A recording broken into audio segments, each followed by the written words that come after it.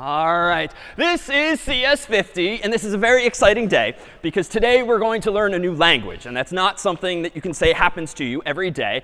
And this language is going to look a little something like this. Today we introduce C, a very traditional, a very old language that's purely text-based, but it can do everything that you can do in Scratch and even more, but without the user-friendliness that we're now used to over the past few days. However, even though this might look quite cryptic to you at first glance, even though there's some English or English-like words in there, rest assured that within a few days, certainly within a few weeks, you'll be able to understand every character on the screen, every line of code, and much more. But I dare say that any course like this can be a little daunting, especially if you have no prior experience. But recall from last week, that is indeed the norm, the common case. 2/3 of CS50 students, perhaps yourself among them, have never taken a CS course before. So what looks like this today, realize will feel exactly like this ultimately. Indeed, even though the code is going to look different, even though the code is going to look different, the ideas today are going to be absolutely the same as this past week in Scratch. We'll look at functions and conditions and Boolean expressions, loops, and other features along the way. But I'm perhaps reminded of this wonderful hack from MIT back in 1991. An expression at MIT is that getting an education from MIT is like taking a drink from a fire hose. And in the spirit of MIT hacks, as they're called, some students wired up an actual fire hose to an actual water fountain with a sign on the wall that says exactly that. And this is the kind of course, as with many introductory courses, where it feels like you're really getting hit in the face with way more information, way more ideas than you can possibly take down all at once. But realize that you'll be able to absorb all the more material over time. And the goal of the class ultimately is to present you with as many concepts and practical skills as might prove useful later on. And so realize by end of semester, will this feel much less like this and much more like something you have succeeded at. So without further ado, let's go about introducing this language called C. So on the left here, recall that this was maybe the simplest program we could write in Scratch. And all this program did was compel a cat or any sprite to say hello on the screen. Today, to achieve that same result, we're going to start writing code that looks like this, using a keyboard only, fewer graphical user controls. But let's see why the left is actually equivalent to the right. So let's break it down into, say, this single puzzle piece. This, of course, did what? This represented what in the context of a Scratch program? What was the role of this puzzle piece?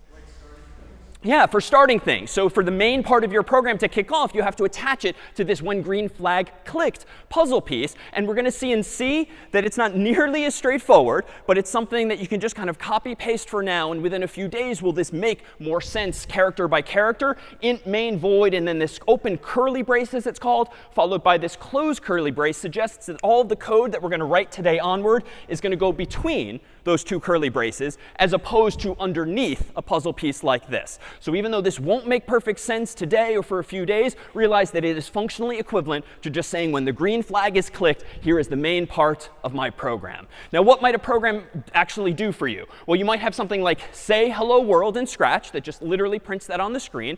So let's consider how you would implement this in C, C being a text-based or keyboard-based language. Well, there isn't a verb or a function called say in C. Instead, it's called print, or not quite print. It's actually called printf, where the F stands for formatted, so that you can print formatted text, as we'll soon see.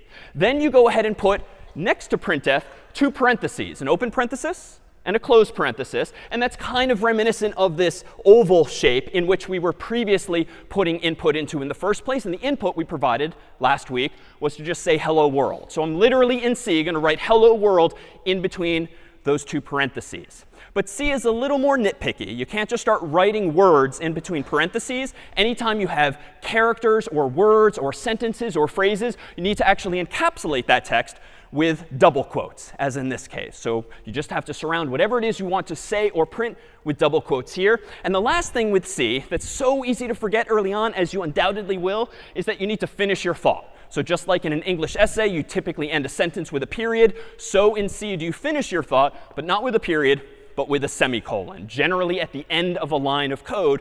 But we'll see which types of lines of code require this. So on the left, we have an idea from last week. On the right, we have an idea from this week, as we'll soon see on my computer. But they are functionally equivalent. They do the same thing. So how do we go about then getting from this Scratch program to this Scratch program? Let's go ahead and point one last thing. we need one last line of code, which I just popped up on the screen, which is to include standard.io.h. Well, what does that mean? It turns out that Scratch is super user-friendly. You've got all of those colorful categories of puzzle pieces on the left, and they're just available to you right from the moment you start using Scratch. In C, when you want to use some function or some puzzle piece, if you will, you have to typically tell the computer in advance where that function is implemented, where it was saved. And this is going to be the admittedly cryptic syntax for saying, hey, computer, look in a file that we're going to start calling standard.io.h, whatever that means, in order to access this function. So again, that's a huge mouthful. That's the first of the fire hoses today. But the important line of code for today's purposes really is going to be this one down in the middle. So how then do I go about writing my very first program in C, just as last week we wrote our very first program in Scratch? Well, consider that the first thing we did in Scratch was to open up a program, a tool, scratch.mit.edu. You can program actually on your own Mac, on your own PC, no matter what operating system you're running. But frankly, it tends to be really annoying and very prone to technical support headaches if all of us try to install requisite software on all of our individual Macs and PCs. Invariably, all of us have different versions of things, and our computers don't quite function the same. So in the earliest weeks of CS50, we use a cloud-based tool, CS50 Sandbox, which lives at sandbox.cs50.io. And you'll use this for your first problem set this coming week. This is a programming environment similar in spirit to Scratch, but that does not use Scratch. It doesn't use puzzle pieces. It instead uses C, this text-based language that we're starting to see now. So there's two main parts to this programming environment. On the top here is just going to be where I write my actual code. Literally in a moment, I'm going to click that plus, and I'm going to create a new file, and I'm going to start writing code in that file and save it. And then in the bottom half of this programming environment, it's what we're going to start calling a terminal window. A terminal window is sort of an old school interface via which you can run commands by literally typing them at a prompt and then hitting enter. So unlike in Scratch, and frankly, unlike in Mac OS and Windows these days, where you point and click and drag and so forth, interacting with a graphical user interface, a lot of our programming early on is going to involve typing commands. So let's make this more real. The goal at hand, again, is to quite simply implement a program in C that says hello to the world, which is functionally going to be similar to the Scratch program at left, but we now need to implement it using the language at right. So in this programming environment, I'm going to go ahead and click this plus sign up top for new file or tab. By convention, I'm going to go ahead and name my file something like hello.c. Hello, just because I want this program to say hello, but I could call it anything I want. And .c, because the convention in this programming language C is to name your files that contain your code with literally .c, much like you have .doc or .x for Microsoft Word, .gif for graphical files, and the like. So I'm going to go ahead and click Create File. And you'll see now that I have a blinking prompt on line 1. It's going to automatically number my lines for me in a tab called hello.c. This is where I can write code. Now, even though the code I'm about to write is frankly pretty cryptic, include standard.io, int, main, void, and then in here I'm going to do printf, quote unquote, hello world, semicolon, I have just written my first program in C. So I'm going to go ahead and zoom in at top left. It's 6 lines of code total. And you'll see that I have include standard.io.h, whatever that means, int main void, whatever that means. And then really the essence of this program is on line 5, print, or printf for formatting, hello world. So recall that int main void is similar in spirit to the when green flag clicked, and printf is similar to the say block. And this top line of code, we just need it because the computer is not going to understand printf unless I tell it to include that file. All right, so now I claim I've written some code. How do I go about running it? Well, how do you run a program on your Mac or PC? What do you typically do? You double click it, right? And unfortunately, there doesn't seem to be anything obvious to double click here. In fact, there's no icon on my screen. And in fact, there's no program per se yet, because computers, recall from last week, don't understand English. They don't technically understand C per se. What is the language that computers speak and understand? Yeah, so binary, zeros and ones. And yet this clearly is not zeros and ones. And frankly, none of us would have a good time if coding involved these days literally writing zeros and ones, which in some sense it did involve way back in the day. But nowadays, it turns out there's a solution to this problem. This, as cryptic as it looks to most of us in this room, at least you can imagine eventually getting comfortable probably with this syntax once you learn the rules and the syntax and so forth. But we need to convert it somehow to zeros and ones, and how to do that is perhaps non-obvious. So it turns out if we want to convert code like this to zeros and ones that the computer understands, there needs to be some intermediate step. I actually need, on my Mac or PC or this cloud-based environment, a program that is going to take as input my source code, which is that language called C, and is going to produce as output what's called machine code. So source code is something like C or Python or Java or C++ and maybe other languages you've heard about. It's English-like syntax in which you write programs. Machine code is the zeros and ones that every computer actually understands. So to get from source code to machine code, there needs to be some kind of algorithm, or more specifically, a piece of software that does that conversion. And that piece of software is what we're going to start calling a compiler. So we're going to write code literally by just typing commands at a keyboard. We're going to save those commands in a file, just like you saved your code in Scratch. But before I can run my program and do the equivalent of double-clicking on it, I need to run it through a compiler and produce output, which is zeros and ones. So how do I go about doing that? This is the first of the more esoteric commands, but it turns out it's relatively straightforward to do. At the top of my programming environment, again, I have my code here at top left. And if I scroll down to the bottom, I have this, again, so-called terminal window. And the dollar sign is just a weird human convention. The dollar sign just means type something here. That's your so-called prompt or your shell. But the blinking cursor is just inviting me to type a command at this prompt.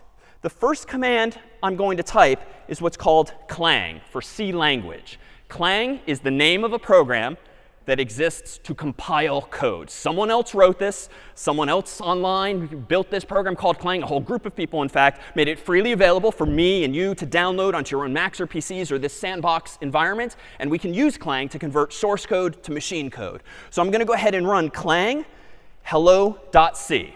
I've not hit enter yet. But the moment I hit enter, we're going to see something happen. Let me go up to this little folder icon up here, and you can actually see all of the files in my current sandbox, so to speak, my programming environment. There's, of course, only one, because the only file I've created thus far is called hello.c. But notice what happens the moment I hit enter after having typed out clang hello.c. So clearly something else exists now, and it's a really stupid name and very cryptic. It's a.out.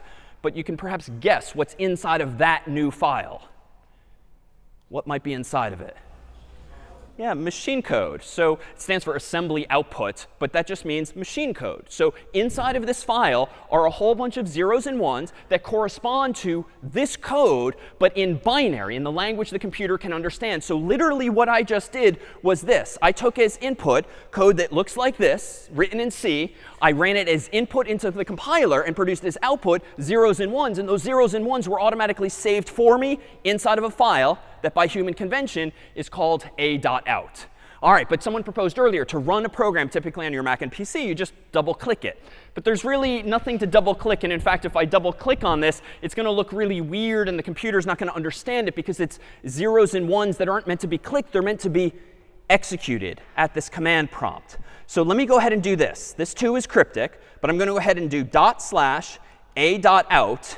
And this, weird as this may look at first glance, is how I tell the computer, run the program a.out in my current directory. So that period that I typed first just means it's literally right here in my current folder, as though you're double clicking on it on your Mac or PC. And /a.out means look in this directory and run the program in the file called a.out. So let me go ahead and hit enter now. And voila, hello world. So you were very impressed last week, as I recall, when I made the cat say hello world. Here, we seem less than underwhelmed, but hello world is now my program in C that's done exactly the same thing. But admittedly, it looks a little stupid at the moment. It looks a little buggy. What rubs you the wrong way, even if you've never programmed before? Yeah, the dollar sign, like I didn't mean to say hello world $, but that $ is just like an artifact, right? What is the $ again? It's just that prompt. It's waiting for another command, and that's why my cursor is blinking there, but it just looks stupid, right? We could argue that this was my intent, but frankly, I'd be lying. That doesn't quite do what I want it to do. And this is because, unlike Scratch, which again is more user-friendly, C, and many languages like it, literally will only do what you tell them to do. At no point did I tell the computer to move the cursor to a new line. I didn't finish that thought. I said hello, comma, world, and that's it. I never sent a command to the computer to actually move that cursor, but I can. So let me go back up to my code here. And it turns out that in C, if you tell the computer to print hello, comma, world, that is literally all it's going to print for you. If you want to print a new line, you need to use a special command, a special character called a new line character, which is represented by \n. Now, why is that? Well, it's really because even though you might be inclined to hit enter like this and just hit enter like you would hope the computer would do, even if you've never programmed before, this probably should start to rub you in the wrong way. It just looks a little weird. It looks a little messy that one line is up here and the second line is down here. So what humans decided years ago is let's just have a simple instruction, \n, that tells the computer to move that new line down. So let me go ahead and zoom out now. In the sandbox, it automatically saves like Google Docs. So you don't have to go to File, Save, or anything like that. If I go ahead now and rerun this program, /a.out, enter, it's not yet fixed. Let me go ahead and zoom in. Notice that the symptom is still there. Why? What mistake have I already made? Yeah, I didn't recompile it. So again, the computer is going to start taking you very, very literally now that you're programming it to do things. And if you want to run the new version of your code, you are literally going to have to do something like clang and then hello.c, enter. And nothing seems to happen. And frankly, and ironically, when you don't see any output, that usually is a good thing. When you do see output, it's usually a list of like 5 mistakes that you made or error messages that we'll soon see. But we still have a.out. It's just a newer version thereof. So if I go ahead and zoom in now and do this, /a.out, enter, now I have a more impressive version of hello world. I've just cleaned it up a little bit. All right, let me pause for just a moment and see if there are any questions on these mechanics thus far. Yeah? What, say a little louder. Why is line 2 empty? Oh, really good question. So line 2 is empty just because I have decided stylistically it looks a little better. Much like in an English essay, you might hit enter, enter to just separate your paragraphs. So will programmers often separate their code just to make it a little easier to digest so it doesn't look like just one big blob of code. But it's not necessary, and I could omit it. Other questions? Yeah?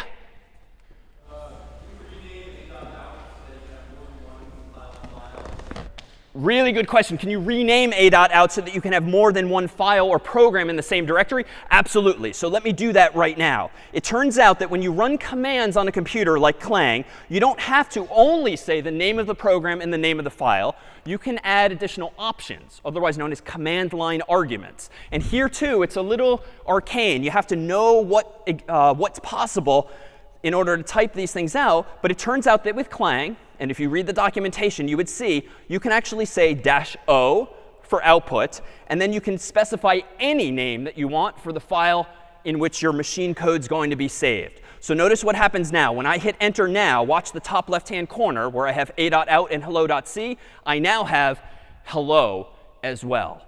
And so now I can go ahead and say /hello instead of a.out, and the result will now be the same. And let me take this as an opportunity to point out one other thing. Even though we see this graphical interface over here, this is just convenient because you and I are generally familiar with that interface from our own Macs and PCs. But I can do everything via this command prompt that I can do via my mouse. In fact, in this programming environment, I can type a command called ls. For list. It's shorthand notation because years ago humans decided, well, why type list if we can just type ls, which sounds kind of the same, and thus was born the ls command, which quite simply displays a list of all of the files in that current folder or directory. And we see the same thing, a.out, hello, and hello.c. And you can perhaps infer or guess what does the asterisk mean after a.out and hello, perhaps? It's executable, which just means there's machine code in there that can be run by the computer, whereas hello.c does not have that asterisk or star after it, which just means it's source code. So you can even visually distinguish source code from machine code from machine code. Now, suppose that I don't want a.out to exist anymore because it looks like a stupid name. I'm never going to remember what the program is. Well, you can type other commands like rm for remove a.out and then hit enter. And it's a little arcane. It says remove regular file a.out. Notice the prompt is now blinking after that question mark. I can go ahead and type y for yes or yes for yes. Notice that nothing seems to have happened. But how can I check what files now exist in this folder? Yeah, so just ls again. And now I'm down to those 2 files. So it turns out there's other commands too that we can type. And there's commands like ls and rm. There's mkdir for make directory. There's rmdir for remove directory. And anytime you have to know or use one of these commands, we'll make sure to tell you in the problem set. But realize anything you can do with your mouse and that graphical user interface can you also do at this command line. All right, so let's take things up a slight notch and do something that's a little more interesting, going back to the side-by-side here. So thus far, all we've done is print out hello world. But recall last week, the second program we wrote was a little more dynamic and interactive. What did we do last week as our second program in Scratch, if you recall? Yeah, it prompted the user for their name. And then we said hello David or hello Brian or whoever was actually running the program. So that program looked a little something like this. These 2 lines of code were attached to a when green flag clicked last week.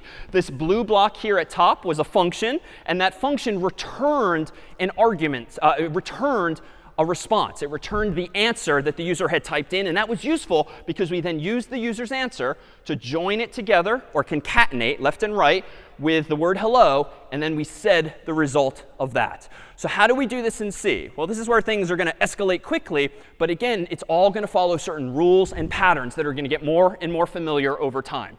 In C, at least in the CS50 Sandbox, the closest equivalent to the ask function in Scratch is going to be a C function called get_string. A string is just a programmer's expression for a word or a phrase or a sentence, so text as opposed to numbers or some other piece of data. So getString is the closest analog to the ask function there. In between the parentheses, which imply here's where you can provide some input, I can go ahead and provide the prompt that the user is going to see on the screen. For instance, what's your name, quote unquote. Now, why the quotes? I just claimed earlier that anytime you pass a string, a word, a phrase, alphabetical characters, you have to surround them with double quotes on the left and double quotes on the right. And to be clear, why did I have this weird incantation here, \n? Yeah, it just moves the cursor to the new line. Why? Just because it looks a little prettier. I don't have to. And indeed, a moment ago, my own computer prompted me to say yes or no, and it did not move the cursor to the next line. That's because that programmer decided not to bother doing that. But I'll go ahead and keep things clean by doing this. Now, once I ask the user for their name by way of this getString function, I need to do something with it. And in C, the way you do this is you literally give yourself a variable, which is a piece of storage for a value. And I'm going to go ahead and call it answer, just like Scratch did. But in C, I can call this anything I want. I could call it x, y, z. None of those are very descriptive, so I'm going to call it answer instead. You can use any word. But C is a little different. C is old school, and you have to be super explicit as to what type of value you are getting and therefore storing in the variable. So to the left of the name of the variable, I have to tell the computer the type of value I need to store is going to be a string. And we're going to see in a moment there's other types of values. There's numbers and more. But for now, we're just going to store a string. And there's one thing missing from this line of code. Semicolon, right? End of thought. And that was a big thought, but a semicolon finishes this thought. Now, this equal sign is a little different from algebra. If you think back to your math days where you might say x equals y. When x equals y, that means literally x is the same thing as y. But here, the equal sign in programming languages typically is kind of a motion from right to left. This equal sign doesn't technically mean equal. It means assign, or the assignment operator. Move from the right something to the left. So if this getString function, just like the ask function, asks the user for their name and hands back a value, you want to put that name into a variable called answer from right to left. So even though just as we wrote it from right to left, so do you think about it executing from right to left.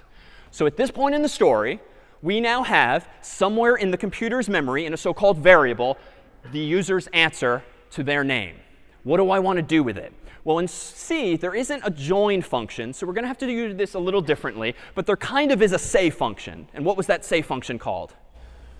Printf. So printf is the go-to function anytime you want to print or say something on the screen. So I'm going to go ahead and use printf. And I'm going to use parentheses, because parentheses mean here come my inputs, otherwise known as arguments or parameters in programming. But these are synonymous for our purposes.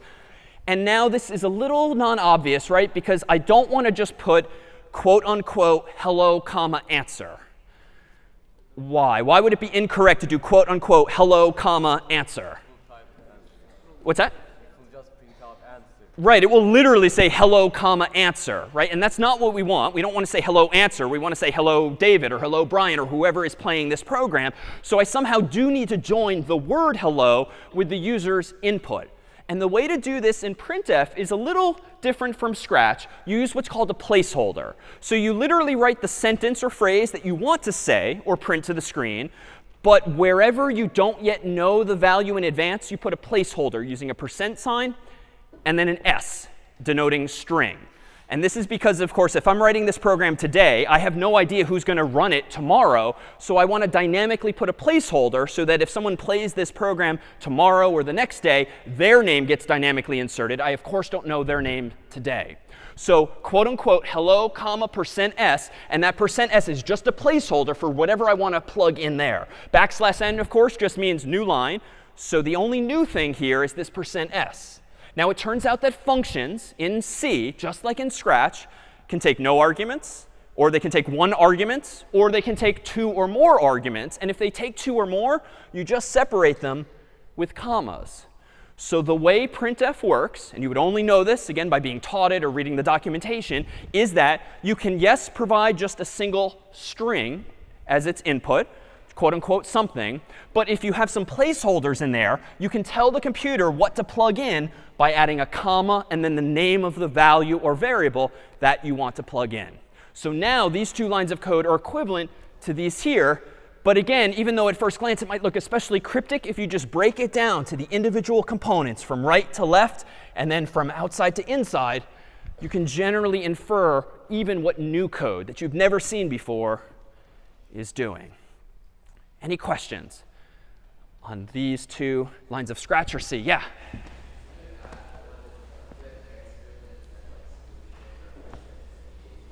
Absolutely. Can you add other variables? If I had more variables in this program, thanks to more lines of code, I could just do comma something else, comma, and I could just have one placeholder in that quoted expression for all of those variables that I want to plug in.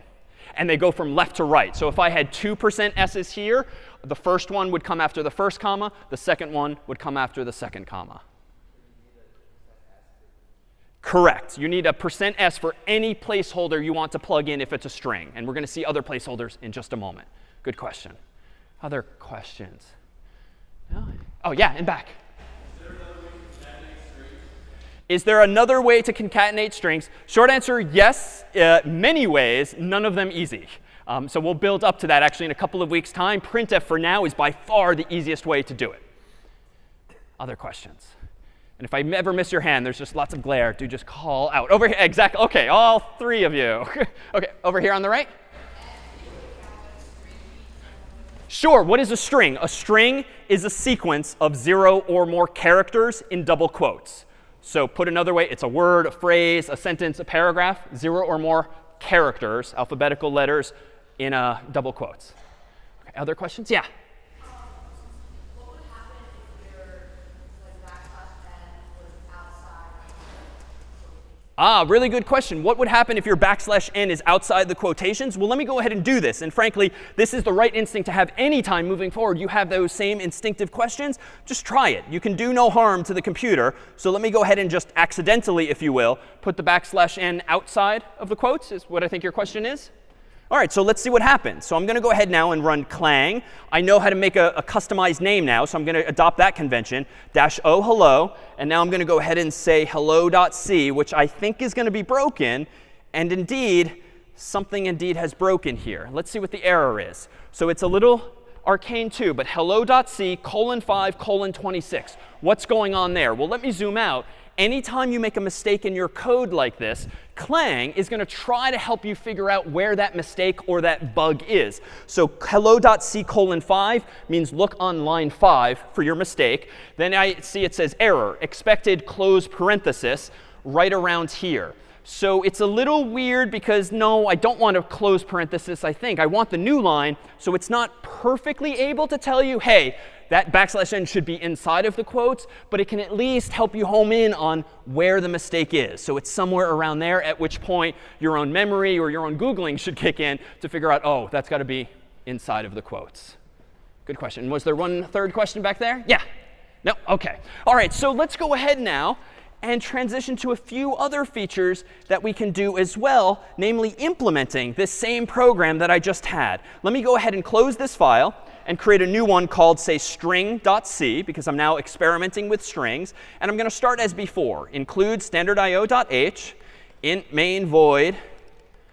And then I'm going to go ahead here and say string answer gets get string, quote unquote, what's your name, question mark, \n, semicolon. And as an aside, everything I type on the keyboard today we will post on the course's website after, so no need to type down every little character if you'd prefer not.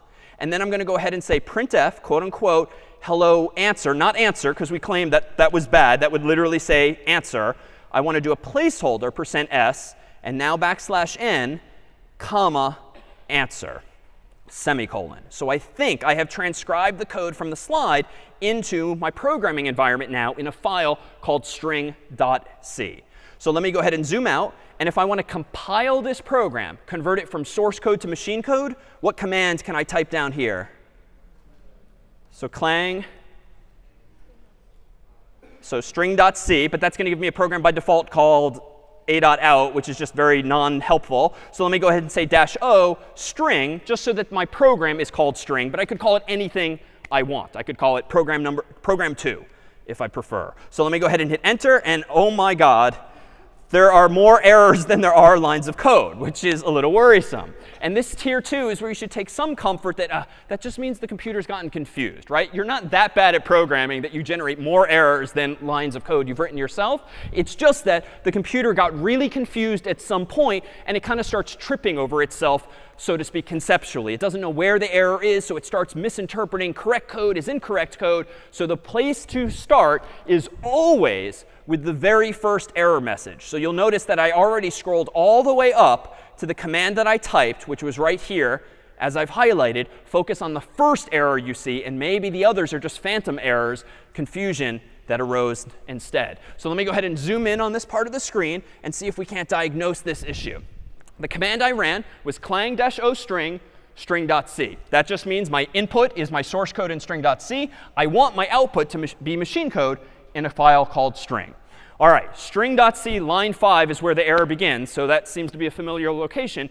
Use of undeclared identifier string. Did you mean,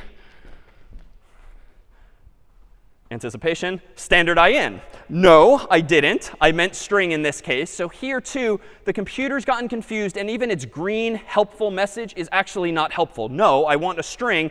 I don't want standard in. But the reason for this is that technically, at least this point in the story, there is no such thing as a string, string in C. That's actually a training wheel of sorts that we're going to use for just a couple of weeks until, to your question earlier, we're going to show what's really going on underneath the hood of the computer, so to speak, when it comes to implementing a string. So string is something that the CS50 course provides to you in a file called CS50.h. So just as there's a file called standard.io, where io just means input output, like printing and getting input, just as there's a file called standard.io.h in which printf was invented, all of these other functions that I might use in this program, like getString, happen to be stored in a file called CS50.h. So my problem arose a moment ago when compiling this code because the computer had no idea what a string is, and it has no idea, we'll see, what the function getString is. So let me go ahead and recompile this now. I'm going to go ahead and do clang-o string string.c and zoom in. Here we go. Enter. OK. Progress. Still a bug. There's still a mistake because red can't possibly mean anything good in this context. And indeed, it's an error.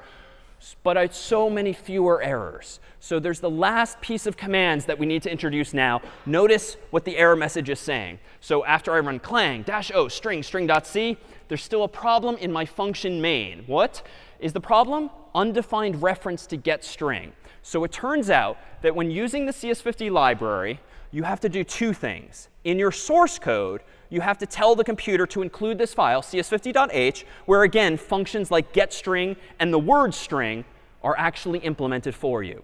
But when compiling your code, you need to, somewhat redundantly, but for different reasons, need to tell the computer to add all of the code that the CS50 staff wrote to implement getString and string and other functions like this. I'm going to go ahead and write clang-o string string.c, just like before. But I need to tell the computer this special instruction to link it with CS50. And this will make more sense in just a couple of weeks' time. But this is just a -L for link and CS50. And all this tells the computer is this.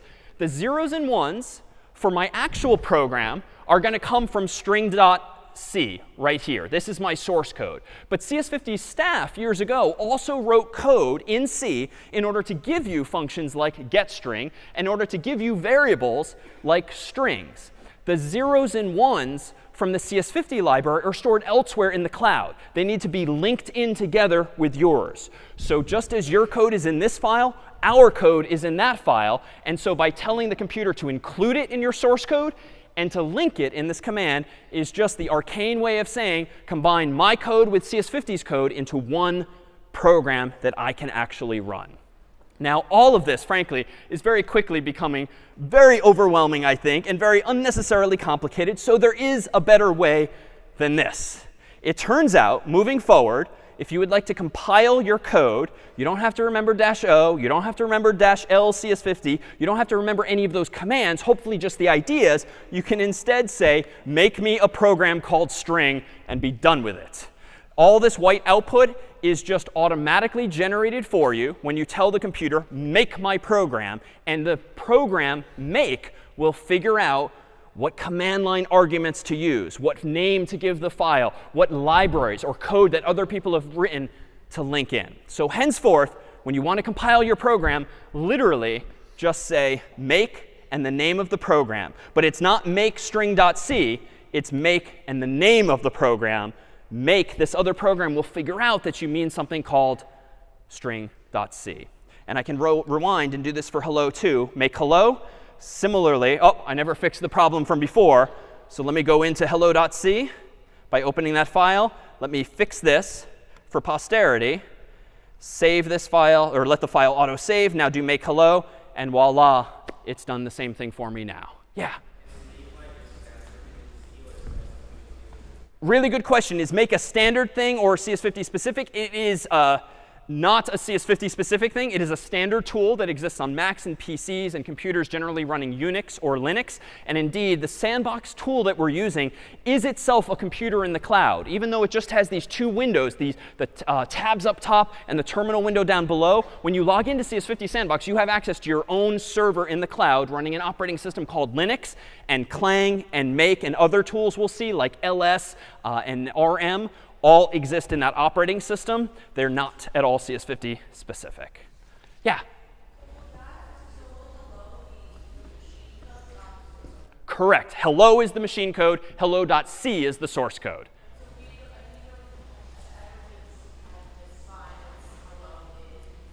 Correct. Make is a smart program designed to make our lives easier, no pun intended, whereby if you do make hello, it will look for a file called hello.c. And if it finds it, it will create the program called hello from source code to machine code, respectively. Yeah?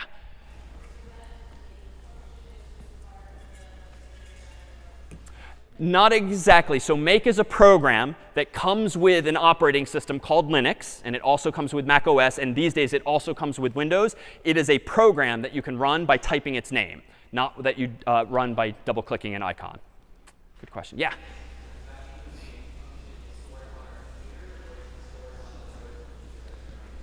Good question. So does that mean make is stored on your computer or in the cloud-based computer? In the cloud-based computer. So at this point in the semester and for the first several weeks, everything we do will be in the cloud in a standardized environment called CS50 Sandbox and soon something called CS50 Lab. But it's designed to be representative of a standard Linux computer and also a Mac or PC. But the software tends to differ somewhat. So we standardize on Linux, which is a very popular operating system in the software development world.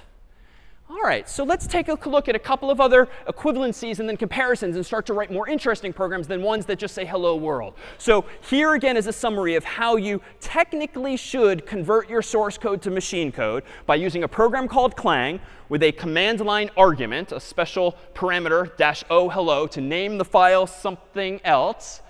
And honestly, no one's ever going to remember this command. And even if you do, it's just very tedious to type. That's why programs like make exist, which just automate that exact same process. But they are still doing the same thing, compiling your source code into machine code. And to run the program thereafter, you say dot, which just refers to your current folder, because we'll see that you can have multiple folders on a server. And hello is the name of the program. All right, let's take a look at a couple of other types of features of Scratch and see what it's going to look like in C. And then we'll start to implement some programs in C more manually. So consider this example here, which was an example of what type of feature in Scratch. This did what for us? So this was an example of a variable, and that variable in this case was called counter, and we initialized it to, that is, we set it equal to 0. In C, on the right-hand side, if we want to achieve this same result today onward, you're literally going to say the name of the variable, like counter, but you could call it anything you want, equals 0, because recall that the equal sign is the assignment operator. So whatever's on the right is going to get copied into whatever's on the left. However, that's not quite sufficient, because when you declare a variable and you say, hey, computer, I need some storage for some value, you have to tell the computer what the type of that variable is. We've seen strings are variables that store multiple words. But in this case, we want to store a number. And in C, that type of number is called an int or an integer, but int for short. There's one thing missing from this line of code. Semicolon just finishes the thought. So what does this do? Hey, computer, give me a variable whose type is integer, or int, call that variable counter, and store the value 0 in that variable by default. So it turns out that we can do other such operations on variables. For instance, here we have the incrementation feature of Scratch. Change the counter by 1 by adding 1 to the variable. So how do we do this in C? In C, you would do something like this. And this is a little paradoxical if you're coming at this from algebra, because how could counter possibly be equal to counter plus 1? But it's not equality. This is assignment from right to left. So on the left-hand side, you're saying counter. That's the name of your variable. On the right-hand side, you're saying counter plus 1, whatever that arithmetic answer is. And you're copying counter plus 1 into counter. I'm still missing something here, which is that semicolon. But I do not need to say int in this example.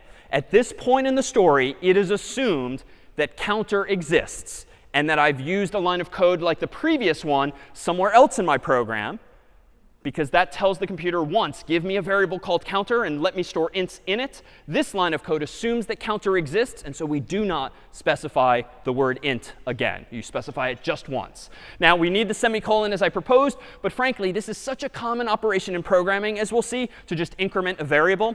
Turns out there's other ways to do this. You can instead equivalently say this. Counter plus equals 1, semicolon. It is literally the same thing. And if that's too many keystrokes for you, you can literally just say counter plus plus, semicolon, and that too does the same thing. This is what's known in programming as syntactic sugar. It doesn't add any functionality that you couldn't do some other way, but it does it in a prettier, often more succinct way, and it's just more common to write lines of code like this. All right, let's consider another example. This was called what in Scratch? Yeah, a condition, a decision that you have to make. So if something is true, then do this. In C, we might convert it as follows. If x less than y in parentheses, which isn't quite the angled shape that we have here in green, but in C, you use parentheses here. So if x is less than y, open paren, close paren, then go ahead and do the following. And just as this yellow or orange puzzle piece kind of looks like it's hugging the purple puzzle piece, so does this open curly brace and this closed curly brace, so to speak, is kind of there ready to hug or encapsulate one or more lines of code. What's the line of code? It might be something like this: printf x is less than y \n. So again, new syntax, but we've seen the curly braces before in the context of main, and we've seen parentheses before in the context of inputs. So this is just kind of a pattern that we'll start to follow in C whenever we want to do something conditionally. OK, in Scratch, we saw something like this. If x is less than y, then say x is less than y. Else conclude that x is not less than y. In C, it almost looks the same. But you set yourself up with an else block with two sets of curly braces, sort of two characters ready to hug the lines of code in between them. And we can just plug in now literally the translations to printf by saying printf x is less than y or printf x is not less than y. Now notice there's only two semicolons in this example. You generally do not end things like conditions with semicolons. You end functions or lines involving functions with semicolons. And that's not a hard, fast rule, but you don't want lines of code, you don't want semicolons after every line of code. You generally want it after some action. And you'll start to notice this pattern, even though it's perhaps not obvious at first. All right, how about this one? If, else if, else if. Now notice we're just kind of reusing the if, else if block and then another if block down here. Turns out in C, it's almost a little easier. You can literally just say this. If x is less than y, do this with curly braces. Else if x is greater than y, do this in curly braces. Else if x equals y, do this in curly braces. And what do you want to do in each case? Different printfs based on the say messages that we want to display. But there's one curiosity here. Almost looks like a typo. Yeah, the double equal sign. But it's not a bug. It's not a mistake. Why am I perhaps using double equals here instead of a single equal sign like in Scratch? Let me go over here. Yeah. Exactly. I said earlier that the single equal sign is used for assignment from right to left. And honestly, this is just kind of a human situation where we painted ourselves into a corner. We already used the equal sign for assignment. Then presumably some human realized, oh, shoot, how do we ask the question, is this equal to that? Well, we've already used that symbol. So humans decades ago decided, all right, we'll solve that problem by just using two equal signs back to back. So this is the so-called equality operator. A single equal sign is just the assignment. This is hands down one of the most common mistakes to make early on, especially if you've used Scratch or other languages beforehand, and you just get to develop the muscle memory over time. Once you make this mistake a few times, it'll go away. All right, but it turns out that this program, while arguably correct, or this code while correct, in that it's going to do this or that. And I do think those are the three possible situations. If you've got two integers, x and y, x is either less than y, greater than y, or equal to y. But one of these questions technically doesn't need to be asked. There's technically three Boolean expressions here, right? X less than y, x greater than y, x equals y. A Boolean expression, recall, is a question that has a yes/no answer, or a true/false answer, or a 1-0 answer. But I don't need to ask three questions here, do I? I think I saw your hand. Why not?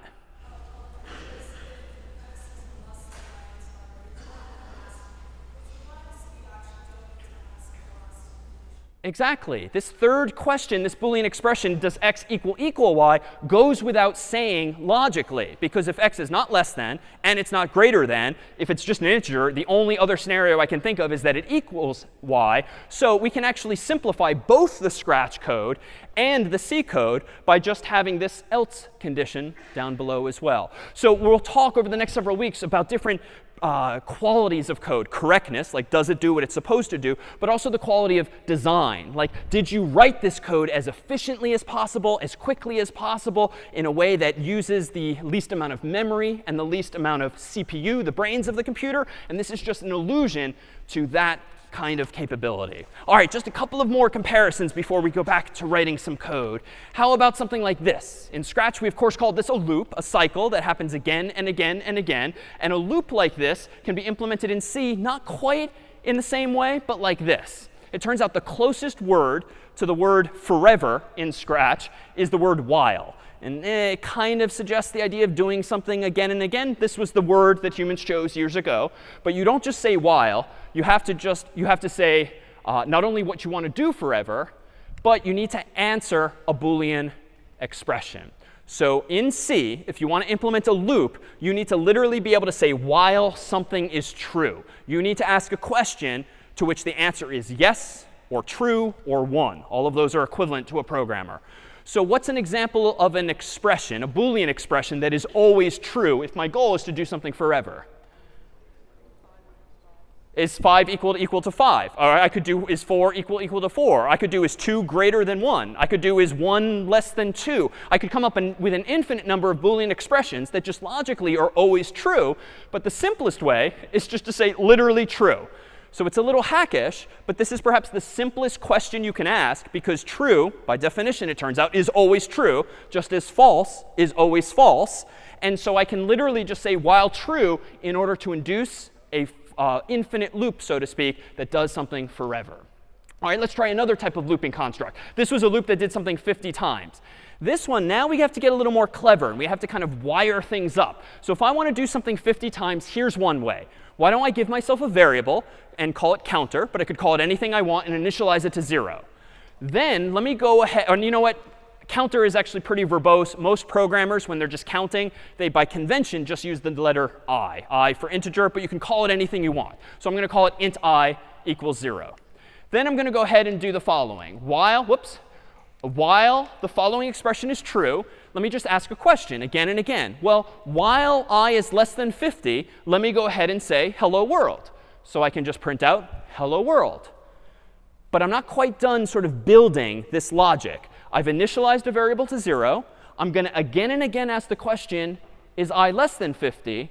But for this to work out logically, what other piece of logic do I need to add to the code? Yeah.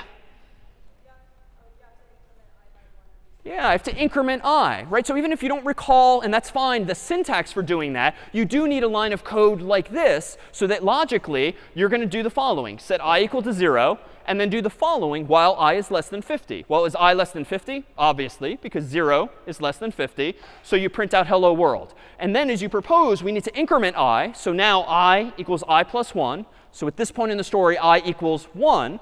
And now the way the code works, much like our pseudocode last week, is you sort of implicitly go back to this line. Last week in pseudocode, I literally said go back to line 3. Here, it happens automatically by nature of how C interprets these lines of code in these curly braces. And I can actually simplify this as follows. I can just say I++. Now, it's not quite as pretty as Scratch, where you just say, repeat the following 50 times. But using the principles of last week, now translated to C, you can kind of wire together your own logic that does something any number of times. And there's one other way to do this, just so you've seen it here. It turns out that a more common way to do something a fixed number of times is using a different preposition, the word for. And a for loop looks like this. A for loop does something like print out hello world again and again. But it's even more mechanical, but it automates into one line of code the exact same logic we just implemented. After the word for, you can put parentheses. And then inside of those parentheses, you can say something like, give me a variable called counter and initialize it to 0. Or that's a little wordy. Let's just use I. So that is identical logically to what we did a moment ago. But the for loop actually takes 1, 2, 3 inputs inside of its parentheses. It's a little funky in terms of its syntax. The second input to the for loop is the Boolean expression you want to ask again and again and again. So is I less than 50? And the last thing that you can do in a for loop is this third input, where you can do your update of one or more variables. So if I do I equals I plus 1, or more succinctly, I plus equals 1, or even more tersely, I plus plus, I have now whittled down to just 4 lines of code what I previously did in a few more lines of code. These are both correct. They both do exactly the same thing. And even though the for loop is a little non-obvious, because this is step 1, this is step 2, this is step 3, then it increments, it achieves the same result. And you'll play with this over time in the next couple of weeks when doing something again and again. But it's just a more succinct way of achieving that same goal.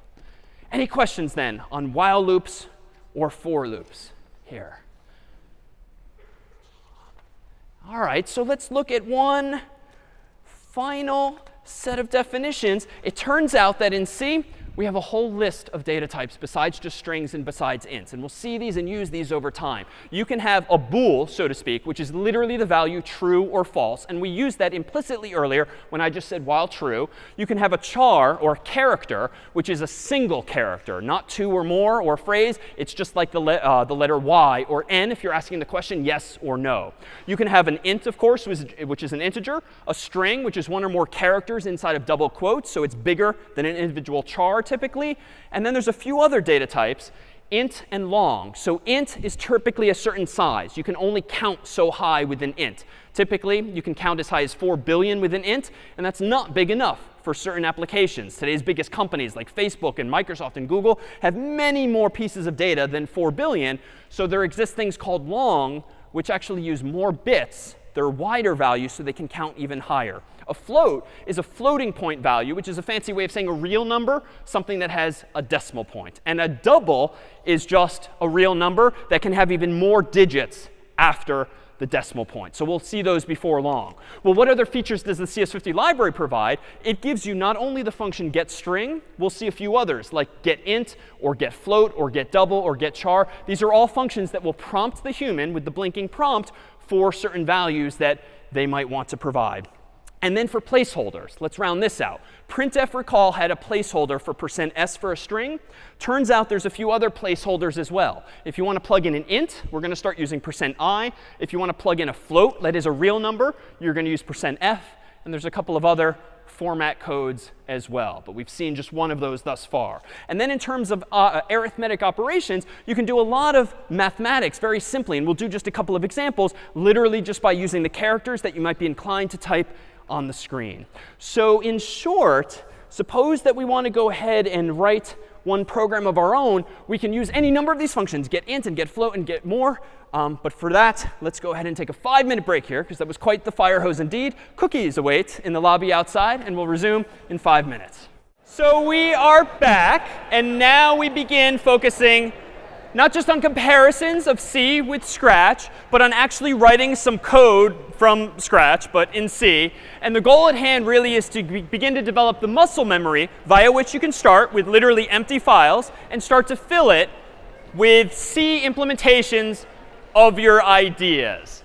So rest assured that all of the examples we're about to do live are already pre-baked online. So you'll be able to download all of these examples from the course's website. In Brian's super section, will you be able to explore them in more detail? And later this week, will you have opportunities hands-on to work on these same types of programs as well? For now, the overarching goal is exposure and concepts and the beginning of developing that muscle memory. So with that said, let me go ahead and create a new file called int.c, the purpose of which is going to be to get an integer from the user, much like a bit ago I got a string from the user. I'm going to go ahead and, as before, I'm going to include some familiar files. So I'm going to go ahead and include preemptively cs50.h so that I have access to strings and getString and getInt and getFloat and other features as well. I'm going to include standard.io.h so that I have access to printf so I can actually see what we're doing. Then I'm going to do this, which again, for today's purposes and for a couple of weeks, is just kind of copy-paste. This is the equivalent of when green flag clicked, but we'll explain in a couple of weeks exactly why you're writing int and why you're writing void. In here, I'm going to do something like this. This time I want to get not a string, but an int. So let's do int age gets getInt what's your age. Now, to be fair, I can probably type that pretty quickly because I have the muscle memory already for programming in C. But if we look at it real methodically for a moment, this is just another function, getInt, from the CS50 library that's going to get an integer. This is the prompt that the human's going to see with their cursor moving to a new line because of the \n. And whatever they type in is going to get copied from right to left into a variable called age, the type of which, so to speak, is int or integer. Now, let me go ahead and compute like how many days old this person is. So if I want to do that, I could do something like this. Well, give me an integer, call it days, and then just do age times 365. I proposed a bit ago that there's a bunch of arithmetic operators like plus and minus and multiplication and subtraction and even the remainder operator. So this line, 7, just says multiply age by 365.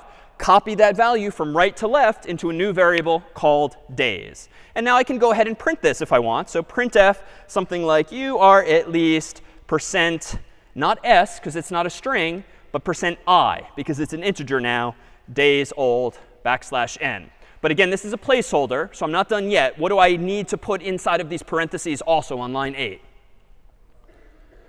Yeah, so comma, days, if that's the value that I want to plug in. And I'm missing one more thing, semicolon at the end of the line. Now, hopefully I got this right, but odds are the first time you write your programs, you're going to see error messages. But let's see. Make int is the quickest way now to compile this code. Enter. All right, the big, long, white command is OK. So long as you don't see red or yellow or colored output that indicates warnings or errors, you should be OK. I'm going to clear my screen now so I can just now run this program, /int.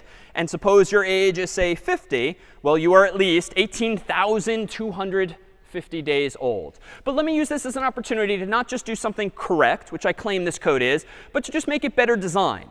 It's fine to be storing this value age in a variable called age. And it's fine to be creating a second variable called days, in which my mathematical answer is age times 365. But strictly speaking, I don't need that additional line of code. I could also just do age times 365 here. So C is nice like that. You can compose, just like in Scratch, bigger ideas from multiple smaller pieces. And frankly, if I really want to get crazy, notice I can actually highlight that whole function call, so to speak, get rid of the age altogether, and just plug this in here times 365. But at this point, we're starting to cross like an inflection point. Like, yes, this is correct, because I, strictly speaking, don't need a variable, right? I can pass, we saw last week, one function's output as another function's input by just nesting them in this way. But honestly, now we're at the point where this line of code is like so relatively long, it's just too hard to read. And so this is an example where, for design's sake, you know what? The previous version was probably a bit better, because I can read the code more top to bottom than left to right. But this is a design decision. And indeed, you might agree or disagree. You might agree or disagree with your teaching fellow or TF ultimately. These are the kinds of decisions that go into writing good or bad code or good or better code. Much like in an English essay or in any written language, you could argue that one person has written their document better than another. So we'll begin to appreciate these nuances over time. What about float? Well, let me go ahead and write another program real quick called float.c. And this one is going to use floating point values, which again is just synonymous with real numbers with decimal points. Let me go ahead and include cs50.h, include standard io.h, and then int main void, and then my open curly braces. And now let's do this. Let me get the price of something. So int price equals get float. What's the price, for instance? Semicolon. And now let me just do something mathematical with this. Let me go ahead and say your total is, and now let me just do like the total price with tax. For instance, in Massachusetts, sales tax is 6.25%. So let's just write a little program that does that. Your total is not %s, because it's not a string, not %i, because it's not an integer. It should be %f for float. And in fact, I goofed. I actually made a mistake here accidentally. I don't want to store the price in an int if I'm getting as a float. If I'm getting a real number with a decimal point, I probably want to store it as a float as well. So again, different format codes, different placeholders for different contexts. Now let me go ahead and do this. And if I want to plug in the price, I'm going to do price times 1.0625, which just mathematically means add 106.25%, or multiply, rather, the price by 106.25% so that you actually see the total with tax. All right, so let's go ahead and compile this. Make float, enter. No error messages, so that's already promising. /float. And what's the price? How about $100? OK, that's a little excessively precise. The total price is $106.25, but that's just because the computer, per last week, is using some number of bits to store values. And the computer happens to be capable of showing this many digits after the decimal point. But what if you don't want to do that? Well, it turns out there's some pretty arcane tricks you can do. Instead of doing %f, I can actually do %.2f, which again, you would only know from having heard it before or looking it up in a book or a reference.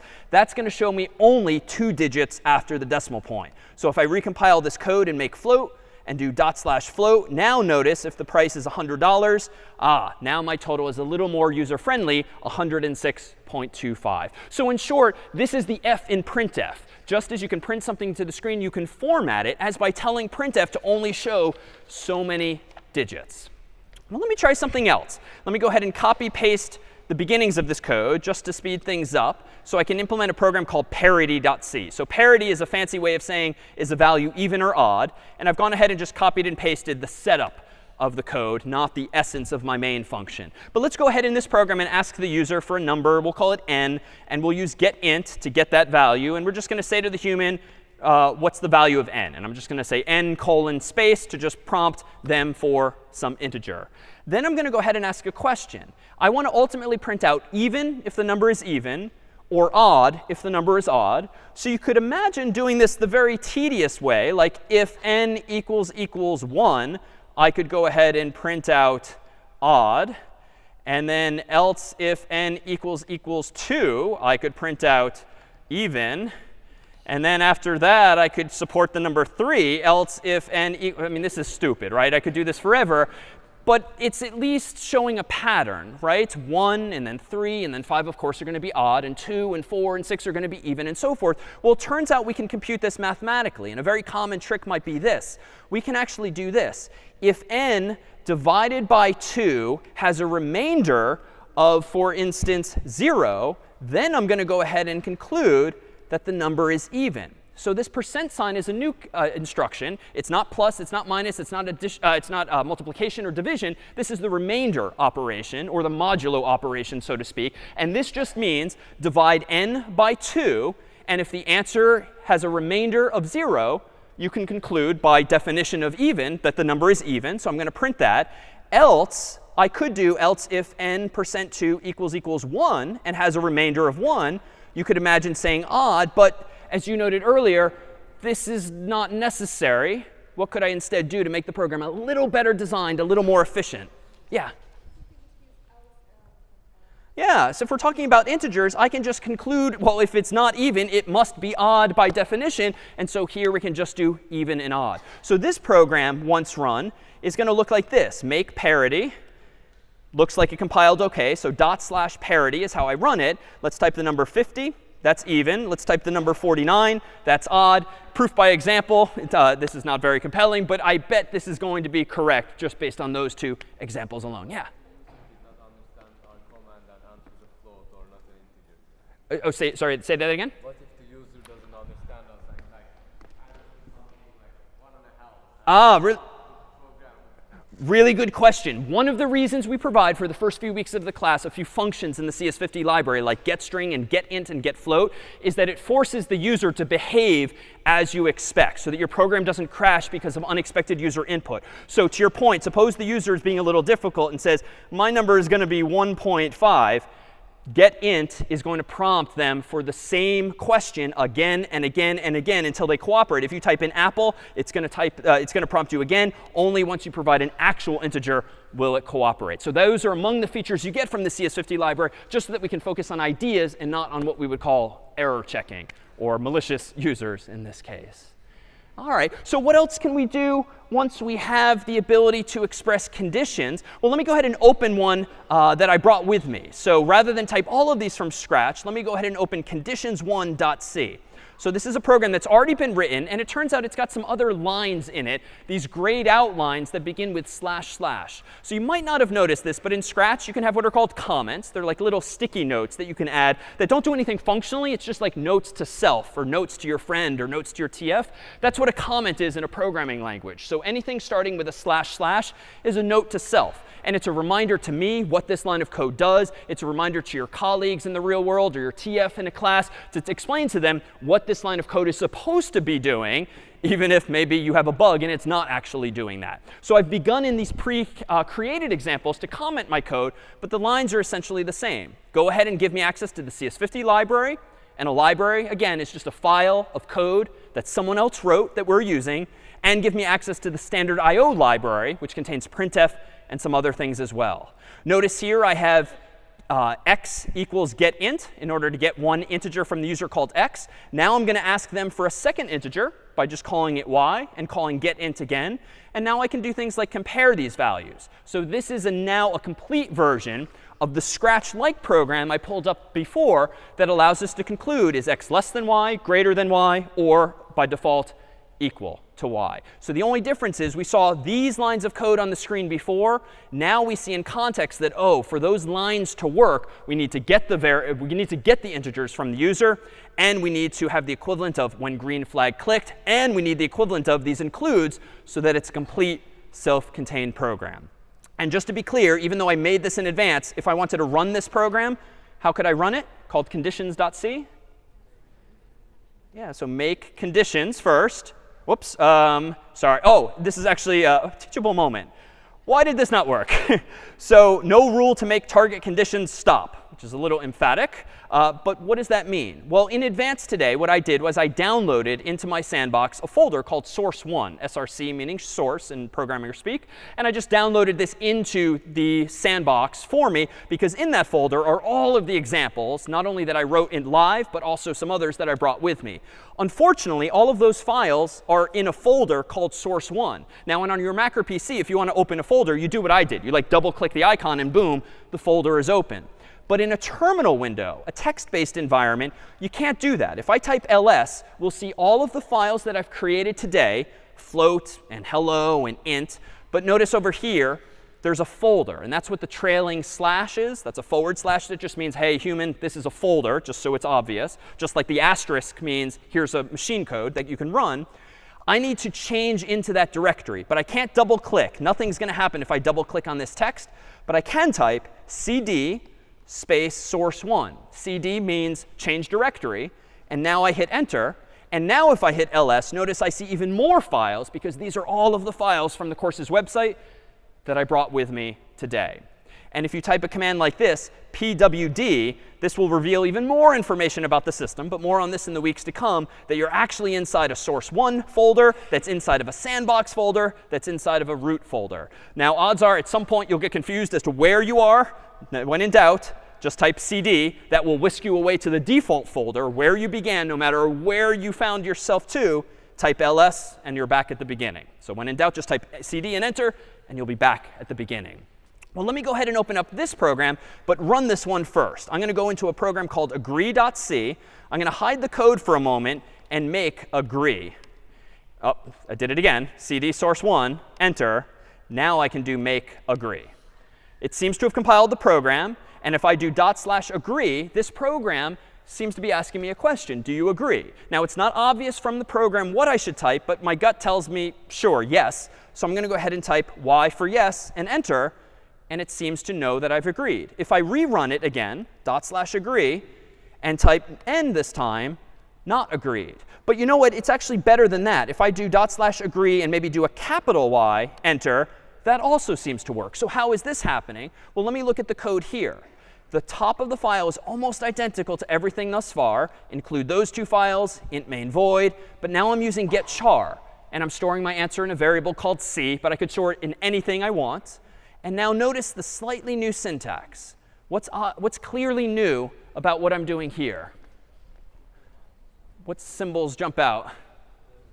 Yeah, the vertical bars. So this is a way of saying a logical or. So in Python and a few other languages these days, you might literally write the word or. That doesn't work in C. If you want to ask this question or this question and just take either answer as a valid answer, you just use two vertical bars, which are typically above your enter key on an American keyboard at least. So two vertical bars means or. Two ampersands, it turns out, means and. But this is just a way of asking two questions in the same breath and accepting either answer as potentially true. So if C is capital Y or C is lowercase y, assume that the human has agreed.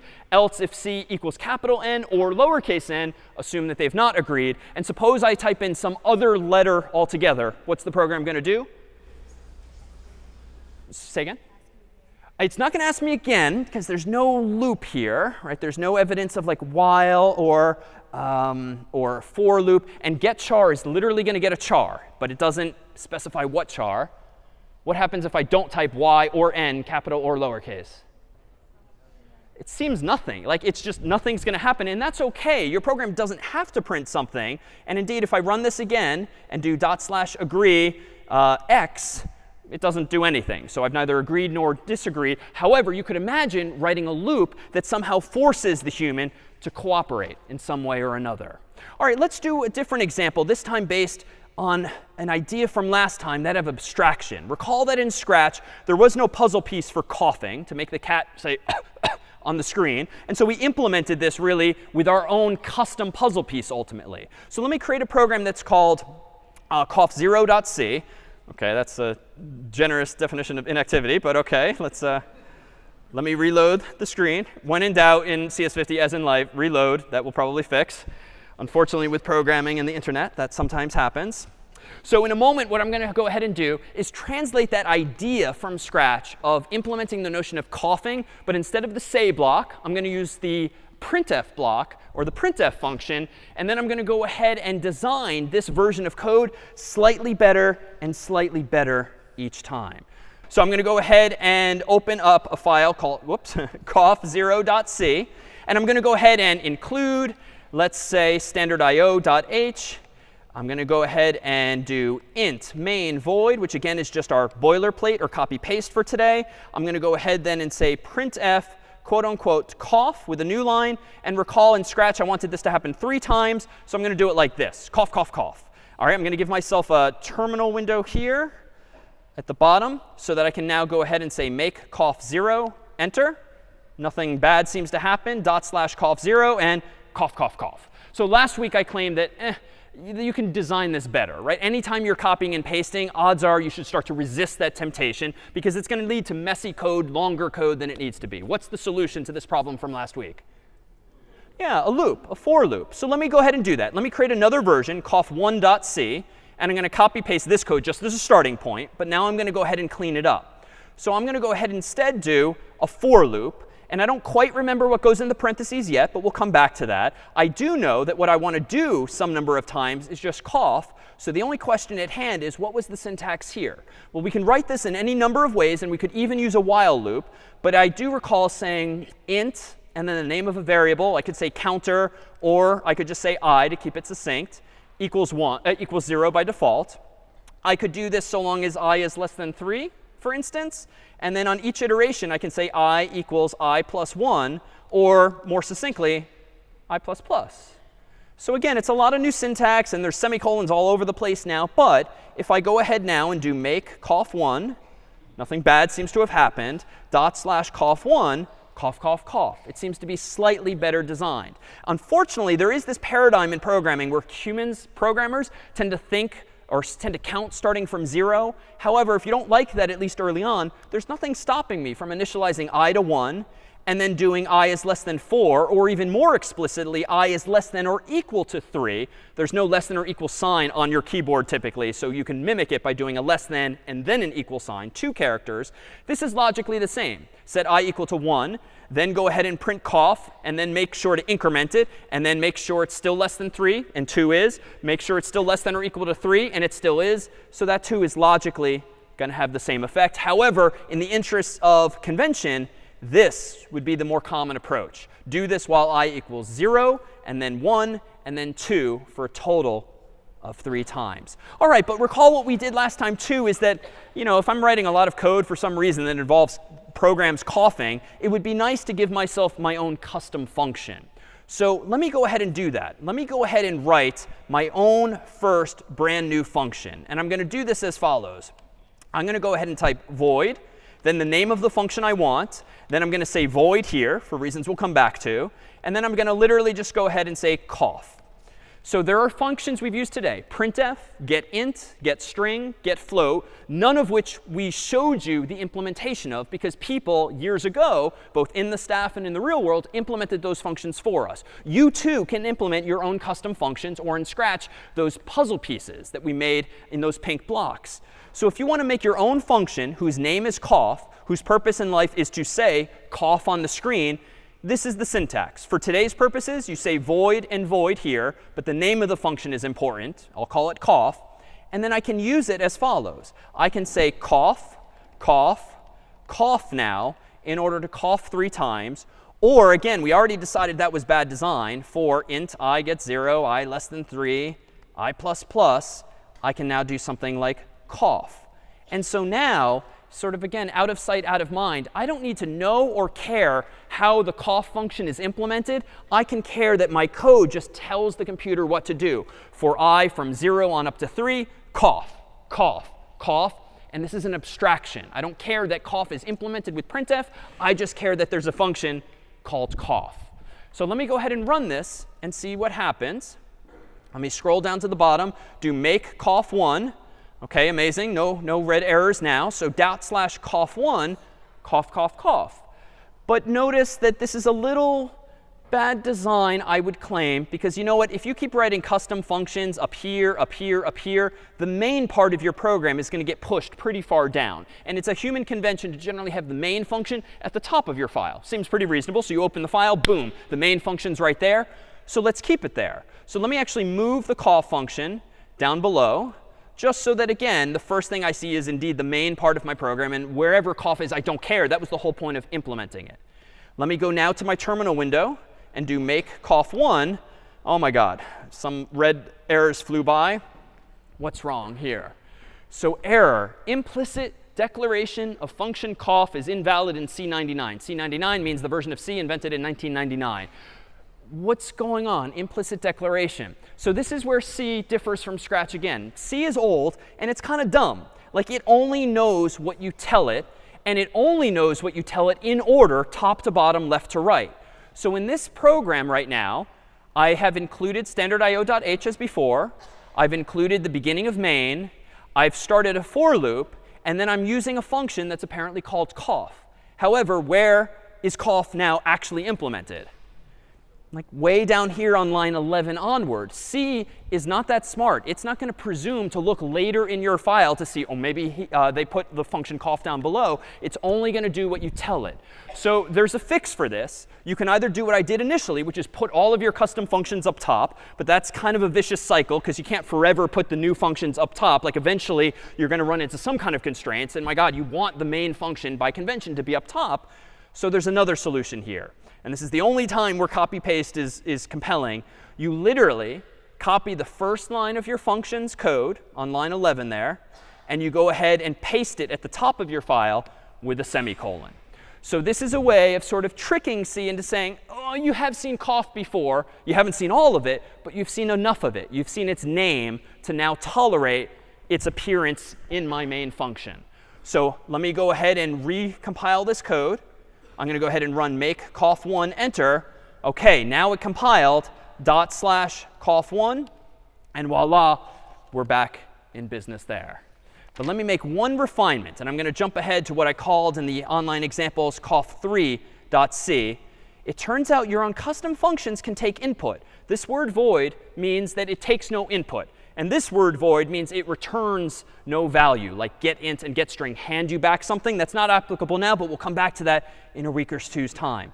Suppose that you wanted to make the cough function more versatile, such that it will cough any number of times for you.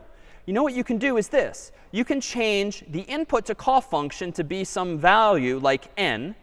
And you can then do something like this. For int I gets 0.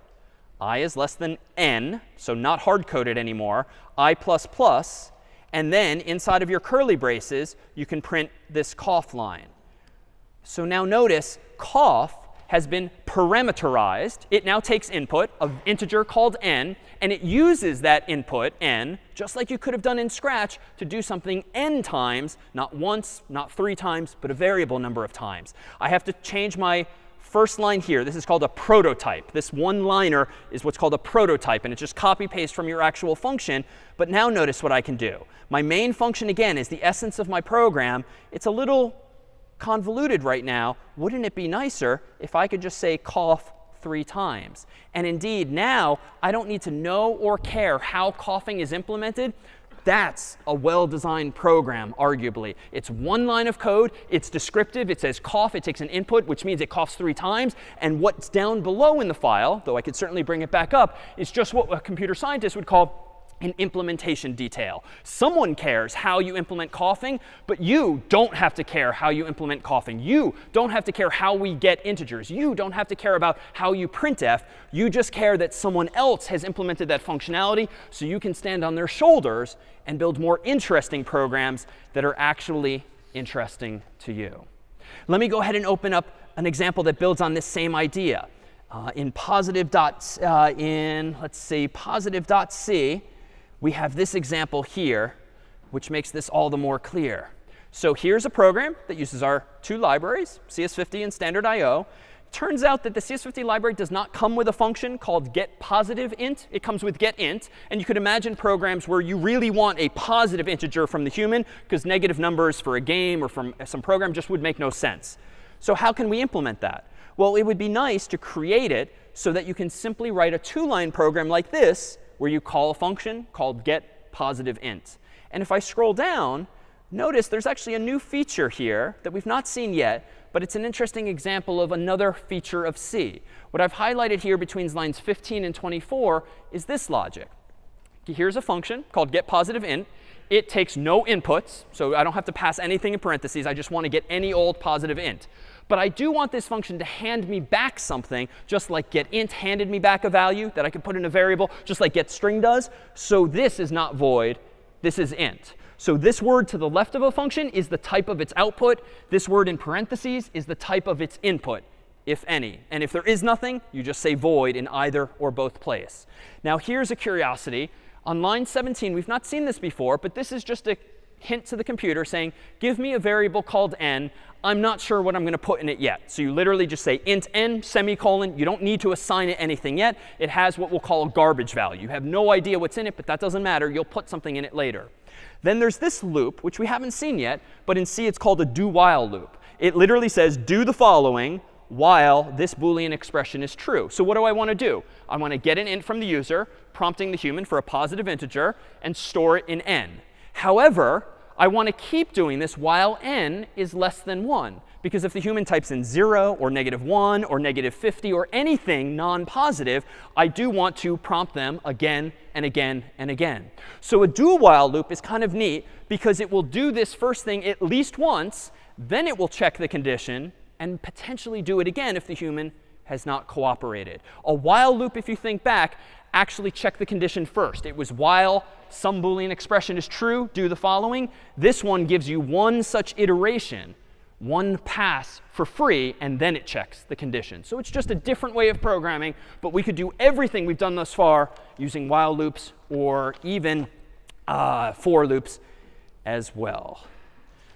All right, well, let's go ahead now and make this a little more user-friendly. Let me go ahead and pull up some examples here of some screens that might look familiar. So if I go ahead and open up, for instance, this slide here, you might recall this game from yesteryear, Super Mario Brothers 1 from the very original Nintendo. And there's some screens in that game that look a little something like this. For instance, these are little bricks in the air that if Mario or Luigi hits their head up against, they're like a coin or something else pops out.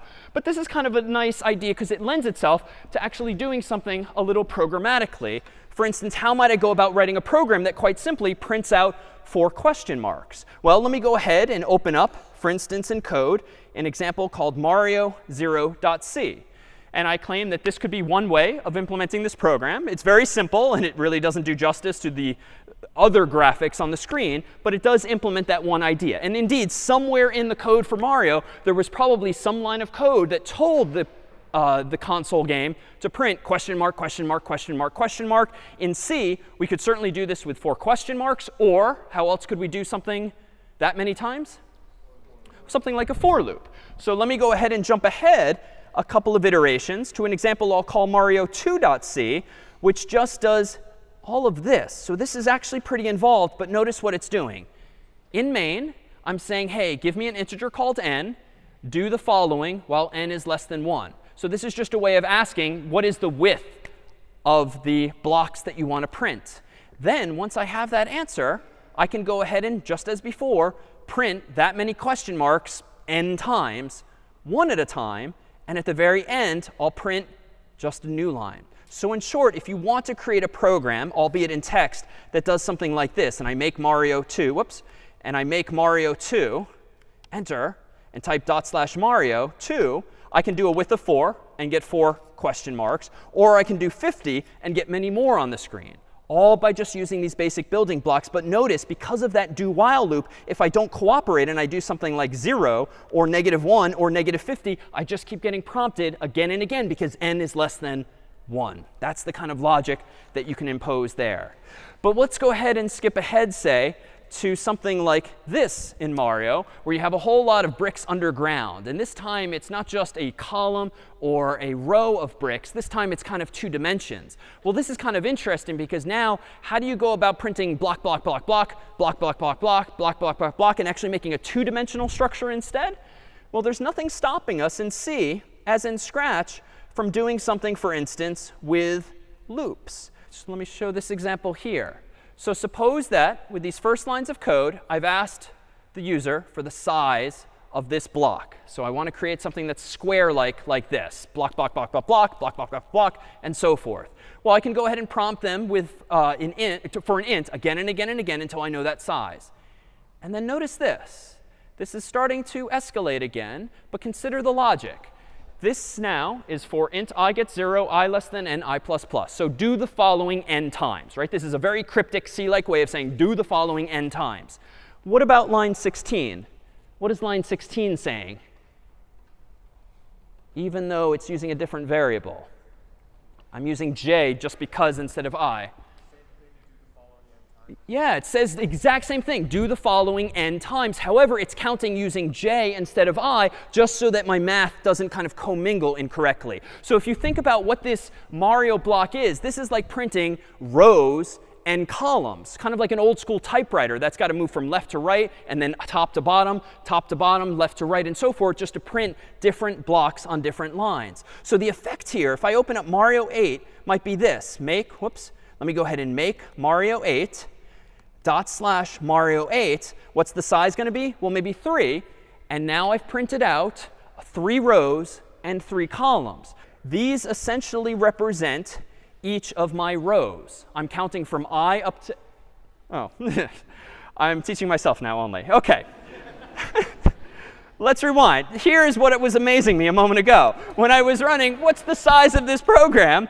I saw a 3x3 grid of blocks. And if I run it again, maybe with 10, I now see an even bigger grid of 10x10 bricks. It's a little taller than it is wide because the hash marks are taller than they are wide. And you'll see that now this program is dynamic. So how is that working? Well, if I actually look at the code here, notice that effectively what line 14 is doing is it's doing 1 row at a time. It's giving me n rows, and each of those rows I'm thinking of this as I is 0, I1, I2, and so forth. Meanwhile, within each row, I'm using this inner loop, which is deliberately nested inside to kind of do each of the characters from left to right. So within each row, I want hash, hash, hash, hash. Within each row, hash, hash, hash, hash. So it's like implementing this 2-dimensional process, but again, using the same fundamental ideas. Just a for loop that's very carefully counting from 0 on up to some value to do something again and again and again. And so if you think about really any of today's games or graphics or programs, anytime you see redundancy, whether it's this in 2 dimensions, maybe it's this vertically in 1 dimension, or this horizontally in another, odds are there's just some repetition that's happening again and again and again that can be reduced in C or in Scratch or some other language to ultimately just lines of code. And indeed, this is an allusion to one of the first things you'll do for the first problem set 1. You'll use CS50 Lab, which is identical to CS50 Sandbox, which I've been using thus far, but which adds instructions, the actual problems to solve alongside of your sandbox. But before we tease you with that, let's just consider now that there are a bunch of little assumptions I've been making. Like thus far, all of the mistakes in my code have been my own. Some intentional, but several unintentional as well today. But it turns out that computers themselves do have limitations. Inside of your Mac or PC is generally stuff like this. This is called memory or RAM. And you don't typically see it unless you remove the cover from your phone or your laptop or desktop. RAM is where all of your programs are stored while they're running. RAM is where all of your programs, where all of your files are stored while they're open. It's what your computer uses to do multiple things at once and keep things in memory. However, it is by nature of hardware finite. You have maybe 1 gigabyte, 1 billion bytes of memory. Maybe you have 4 gigabytes or 4 billion bytes of memory. You have fixed amount of memory in your computer, which means there is some fundamental limitation on what your computer can do. It cannot necessarily count to infinity, because how could it count to infinity if it can't store all possible numbers using a finite amount of space? So indeed, there are some limits of computation that we've only just begun to see. In fact, let me go ahead and do this. Let me write a program that I'm going to go ahead and call floats.c. And this is just going to be a program that gets a couple of floating point values from the user. Let me go ahead and include the CS50 library. Let's go ahead and include standard io.h, int main void as before. And all I want to do here with this program is get a couple of floats. So give me a float. We'll call it x. Get float, and I'll prompt the human for x. Then let me go ahead and get another. I'll call it y. Get float, quote unquote, y. And recall that a float is just a number that has a decimal point in it, a so-called real number. Now let's just do some simple division. I claim that computers can do addition, subtraction, and so forth. So let's do that. Let's just tell it that x divided by y is going to equal the following. %f\n x divided by y, semicolon. So that's just a sort of a very simplistic calculator that I've implemented that only supports division. Let me go ahead and compile this by going and typing make floats. And you'll see that it did compile. So floats with dot slash. X is going to be, say, 1. Y is going to be 10. OK, voila. X divided by y equals 0.10000. That's pretty nice. And recall, if you don't want to see all those zeros, you can just show me one decimal point by adding 0.1, recompile, and then rerun it, and now do 1, 10. OK, so now it's 1/10. Or is it? Right? Now that I have this ability to look past the decimal point, why don't I look not a few places or one place? Let me go ahead and look maybe 10 places after the decimal point. Let me rerun this as make floats, dot slash floats, 110. Interesting. All right, so that seems a little strange. Maybe it was just a fluke. Let's look out a little further. Let's look 50 decimal places out. Let's go ahead and recompile this. And it turns out there's some keyboard shortcuts. I'm now hitting up and down on my keyboard, which will scroll through your entire history of commands, so you don't have to remember everything. So to save time, I'm now just going up and down. Let me go ahead and do dot slash floats now, 110. Oh my god, like division is a lie. So when your grade school teachers or whatnot taught you that 1 divided by 10 is 1/10 or 0.10000 infinitely, apparently that's not true. According to this computer, 1/10 is actually this value. So how do we reconcile that? Right? Like, who is right? Like grade school math or computers? And how, what might explain? Any thoughts? Yeah.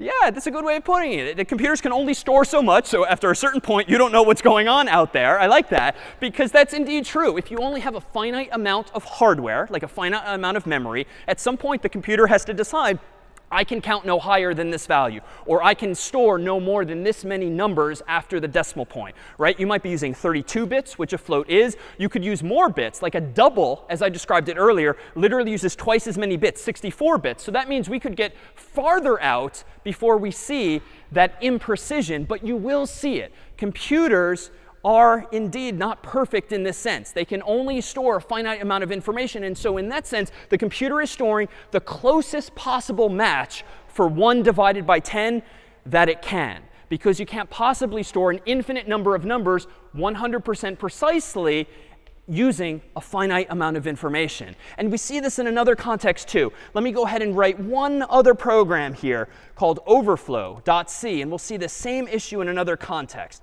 Let me go ahead and include standard io.h. Let me go ahead and do int main void. Let me go ahead and do for int I gets 1. I'm going to go ahead and just say no condition and do I times equals 2. And let me go ahead and just do this. Print out the value of I. So I'm doing this super quickly, but I just have written a program here that's going to start counting at 0. It's going to multiply I Star equals just means times 2 again and again. And it's going to do this forever because I literally and deliberately didn't ask a Boolean expression here. I could actually just say something like true, but I can also just leave it blank. So this just means do this forever. It's an infinite loop. Well, let me go ahead, and this is going to fly past the screen here. So I'm going to also sleep for 1 second in between. And indeed, there's a function in C called sleep. But to use it, you actually have to include another file called unistandard.h. You would only know this from looking in the documentation, but it's a handy function that lets me sleep 1 second at a time. Let me go ahead and make overflow. No errors. Let me increase the size of my screen. And let me go ahead and run overflow. And we'll see that every 1 second, it prints out a value starting at 1, and then it doubles it. And then it doubles it. And then it doubles it again. So you might recall some of these values from last week where I proposed that there were 1,024 pages in a phone book, and then it just got smaller and smaller and smaller. Now we're just doing the opposite. We're doubling by 2, by 2, by 2. We're just past 1 million now, 2 million, 4 million, 8 million, 16 million. So we're getting up there. So it looks like integers are pretty big. They're indeed using 32 bits in a computer that apparently what just happened? Another lie. Like if you just multiply some integer by 2 forever, it eventually becomes 0, it would seem. Like that 2 is not right, but what has happened? And there's kind of an allusion to it, both in my program's name and in the red error.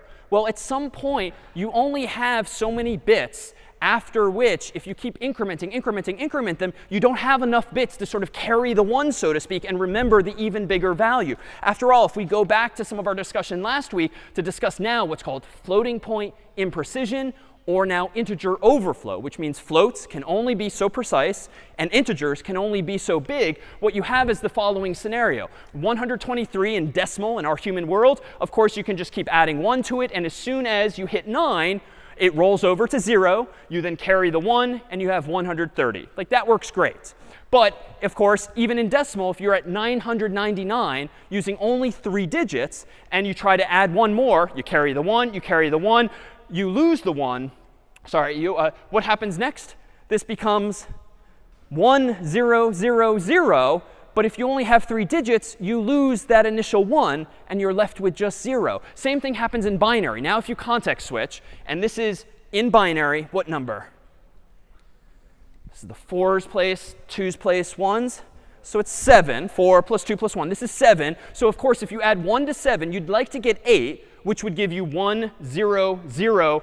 But if you only have 3 bits, 3 digits, you're going to overflow, so to speak. You're going to lose the carried 1 so that the value you're actually storing is just 0. That's why if I count high enough with an integer in a program, once I hit the billions, eventually that 1 has gotten carried too far. It's only 32 bits large. We can't fit a number even bigger than that. That's what's called integer overflow. And if you ever heard of the Y2K problem, this was a horrible, very simple problem that humans created for themselves. Back in the day when computers were invented in the mid-1900s, really, humans decided to save space very reasonably because space was expensive early on. So instead of storing the year as 1999 or 1970 for 1970, what did they do?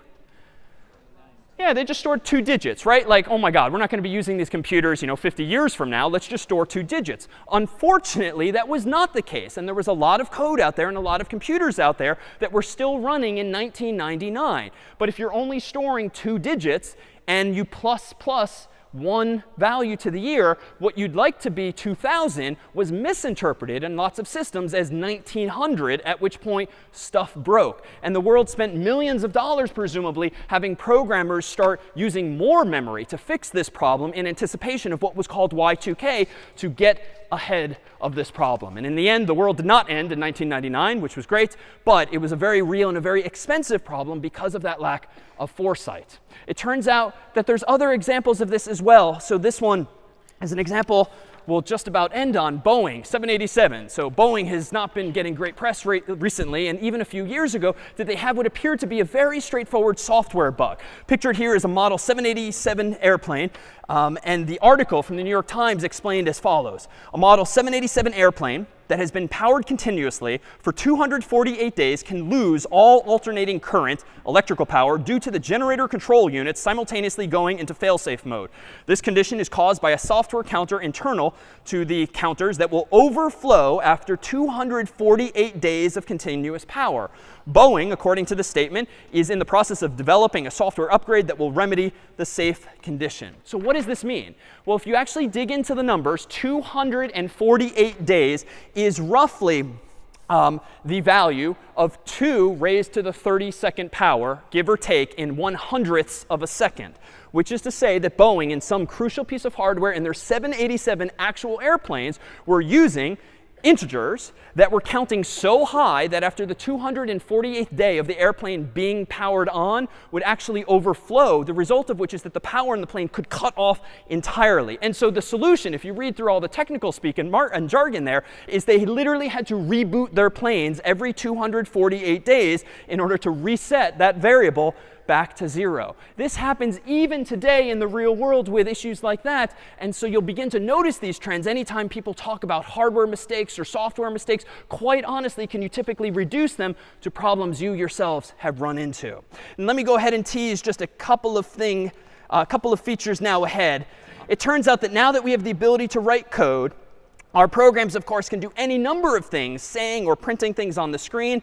We, of course, might do something like this in a program we might call Figlet, which actually comes with some systems. And I can say something like, this is CS50, and actually print it out in what's called ASCII art, using characters on the screen that kind of sort of look like letters and create fairly beautiful, if old school, art on the screen. Of course, if you write code and you understand not only how numbers and letters are represented, but also sounds, per our chat last week, you can do even more powerful things, such as this note, which we will literally end on today. This is CS50. That's it for CS50. We will see you next week.